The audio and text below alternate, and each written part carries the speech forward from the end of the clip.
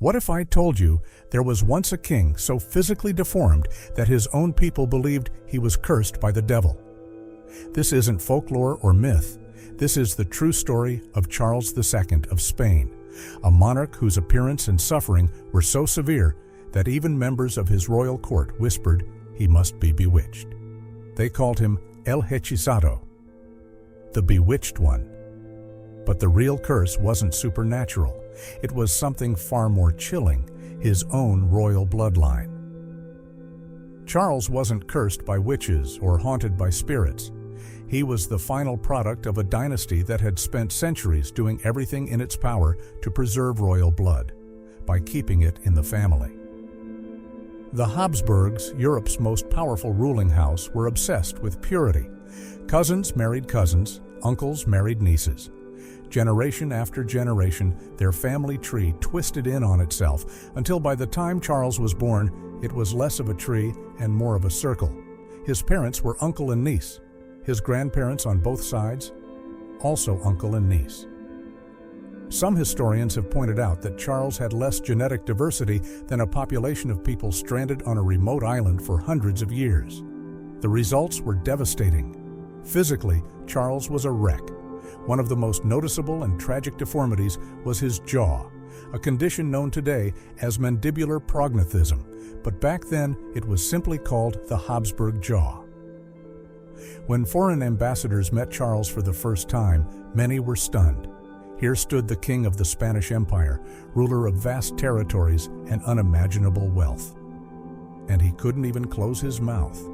His lower jaw jutted so far forward that his lips couldn't meet. His teeth didn't align. His mouth hung open permanently, like a broken hinge on a cabinet. It was said that you could slide a coin through the gap even when he tried to close it. Eating was a daily ordeal.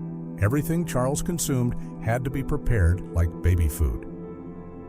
The royal kitchens developed a kind of grim culinary science, boiling, mashing, liquefying, just to make food passable for the king. But even then, meals were messy and humiliating. Soup leaked from the corners of his mouth. Solid food often fell out. Servants stood by, dabbing his chin with cloths as he struggled to swallow. Banquets meant to display royal elegance became grotesque reminders of his condition, a spectacle of discomfort dressed in gold and velvet, and it wasn't just his ability to eat that suffered. His speech was nearly unintelligible. The same deformity that made chewing impossible also turned talking into a struggle.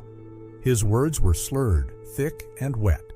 Foreign diplomats often needed interpreters, not for language translation, but simply to understand what the king was trying to say.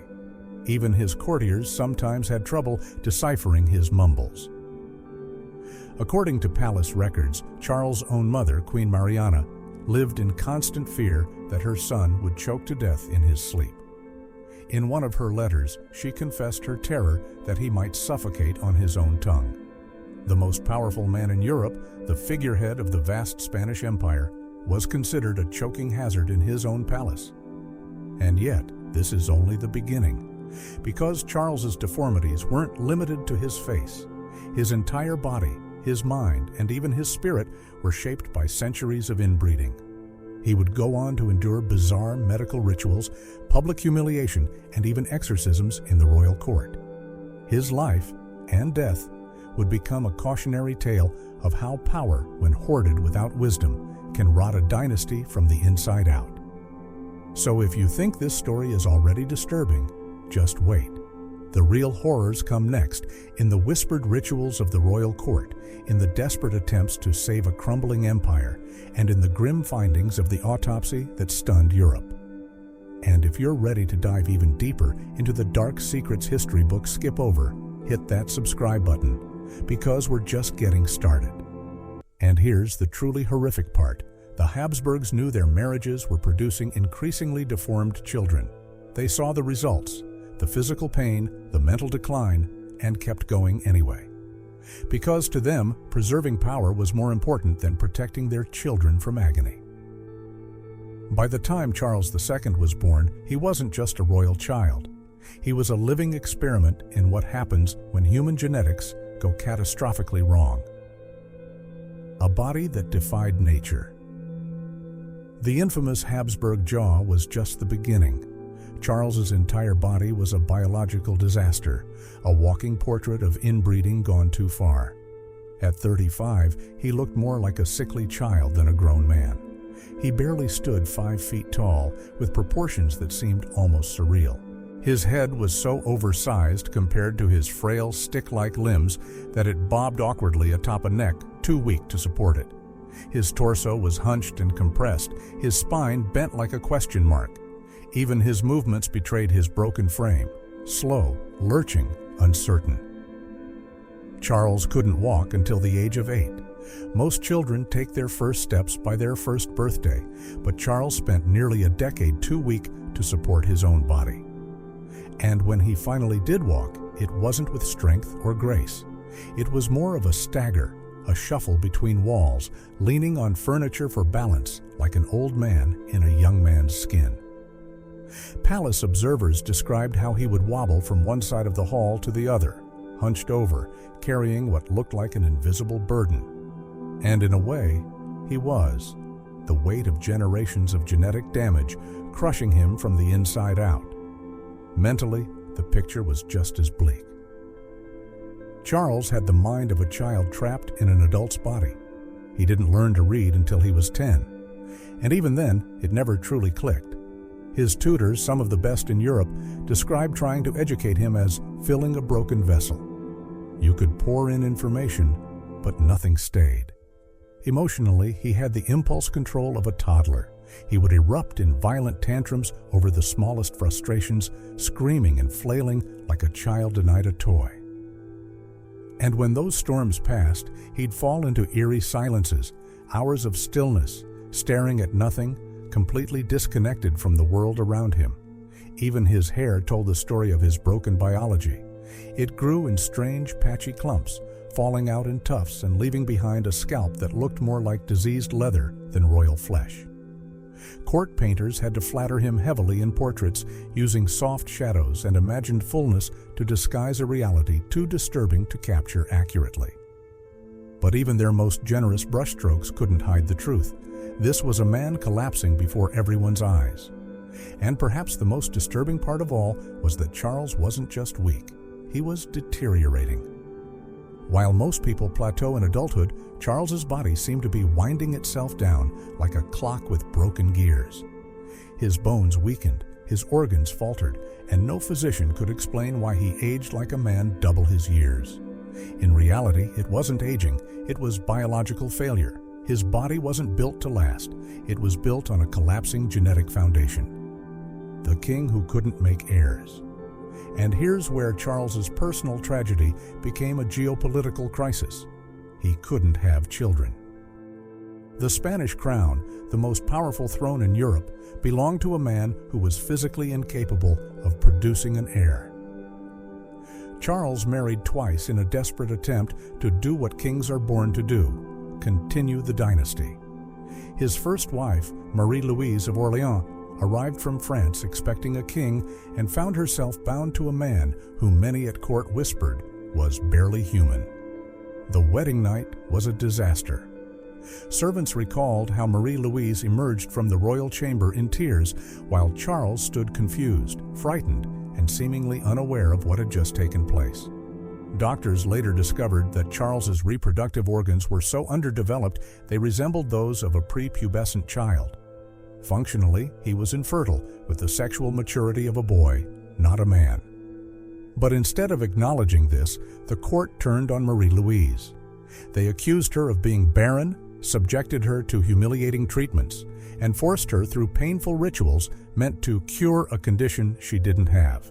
She drank bitter brews, endured invasive procedures, and lived under the crushing weight of a nation desperate for an heir. The emotional toll broke her. Once known as cheerful and clever, Marie-Louise became withdrawn, anxious, and consumed by prayer. Some believe she was slowly poisoned, not by a person, but by despair, stress, and the torment of being held responsible for something her husband's broken body could never provide.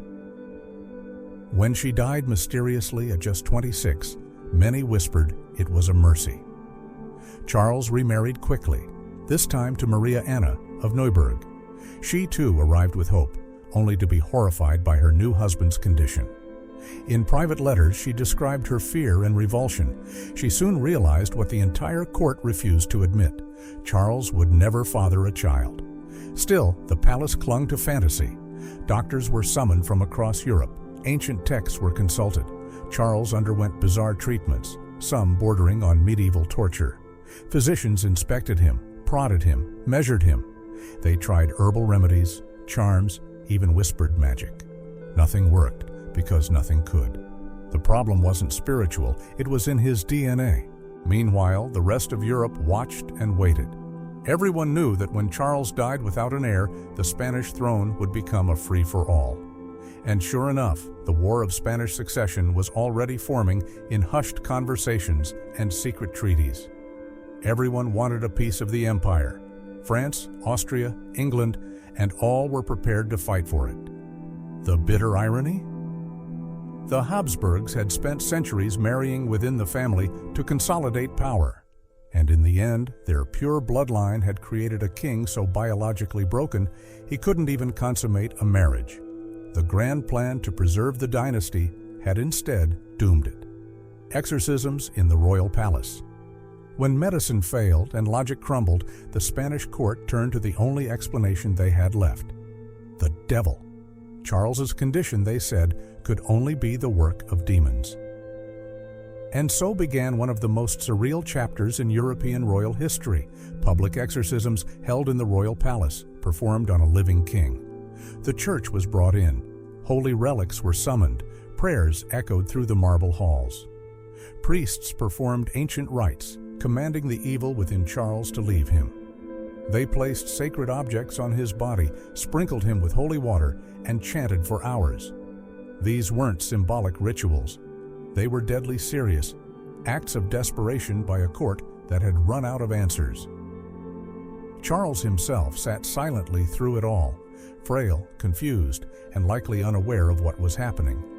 To the priests, his passive, blank expression was further proof of possession. After all, what else could explain a king who couldn't rule, a man who couldn't speak clearly, eat properly, or sire an heir? But the demons never left, because there were none to begin with. The real curse wasn't spiritual, it was political, dynastic, and scientific. It lived in the twisted DNA of a family that had tried to bend nature to its will and paid the price in flesh and blood. Fourth exorcisms in the royal palace. When science failed, Spain turned to the supernatural. Father Froilan Diaz, the royal court's chief exorcist, made a stunning declaration. Charles II wasn't just sick, he was possessed, not by one demon, but by many, supposedly placed in him through witchcraft. And here's where it gets downright surreal. The exorcisms weren't hidden away in a chapel. Number these were grand, dramatic spectacles, performed in the throne room. Nobles, priests, and foreign ambassadors were forced to watch as the King of Spain convulsed on the marble floor while priests shouted Latin incantations over his trembling body. Father Diaz would begin by forcing Charles to drink holy water laced with ground-up religious relics, bone fragments of saints, and ancient charms. Unsurprisingly, Charles would immediately vomit, gagging and retching on what was essentially contaminated sludge. But to the priests, this wasn't illness. It was proof the demons were fighting back. They'd shout that spirits were fleeing his body as Charles shook violently, eyes rolling back, sometimes collapsing unconscious. These rituals went on for hours. The frail king would be yanked, pressed with burning crucifixes, splashed with holy water, and made to mutter Latin prayers he could barely understand. And it didn't stop with him. The priests soon declared that the entire palace was infected. In 1698, they launched what can only be described as a supernatural purge. Servants were ordered to gather anything tainted, old queen's belongings, foreign gifts, even antique furniture, and toss it all into massive bonfires in the courtyard while exorcists chanted and sprinkled holy water on the flames. Most heartbreaking? Charles believed it was working. With the mind of a child and the pain of a dying man, he clung to hope wherever he could find it. And when a priest told him the demons were gone, he felt genuine relief, if only temporarily. Then the pain would return, and he'd beg for more exorcisms. The exorcism frenzy hit its peak in 1699 when Father Diaz claimed he had expelled 47 distinct demons from the king. Each one supposedly caused a different part of his suffering. One demon for his twisted spine, one for his infertility, another for his rotting organs. After the final brutal ritual, Charles collapsed and didn't speak for 3 full days. But no amount of prayer, relics, or fire could change one devastating truth. Charles wasn't cursed by spirits. He was dying of conditions no one in his time could explain. 5. The Autopsy. That shocked Europe. Charles II died in 1700 at the age of 38. What came next was one of the most disturbing medical moments in royal history. The Spanish court, long convinced the king had been cursed or bewitched, finally allowed an autopsy, desperate for answers. What they found was so horrifying that the report was almost buried. But word got out. Dr. Geronimo de la Fuente Pierola, the royal physician, performed the exam. His findings read like something from a nightmare. Charles's heart, the engine of life, was shriveled, black, and no bigger than a walnut. A typical heart weighs about 300 grams. Charles's barely reached 50. It looked burned, necrotic, barely functional. His lungs were gangrenous, filled with fluid and rot. The stench was so foul that some assistants fled the room mid-autopsy.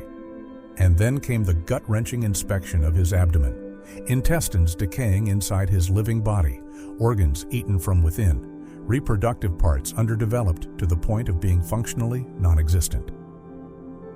The very system Spain had blamed his wives for proved beyond a doubt that Charles had never been capable of producing an heir. But the worst discovery was inside his skull. Doctors opened his head to find excess fluid, now known as hydrocephalus, surrounding a brain so misshapen and discolored that it could barely be called healthy tissue. The damage explained his cognitive delays, emotional instability, and the childlike behaviors that had baffled his court for years. Dr. Pierola's final words were damning. "It is a miracle this body sustained life for so long, as it contained not a single healthy organ." The medical findings were so extreme, they didn't disprove the rumors of curses. They fueled them. How else could a man live with such catastrophic damage unless dark magic had something to do with it? The truth, though, was far sadder. This wasn't sorcery.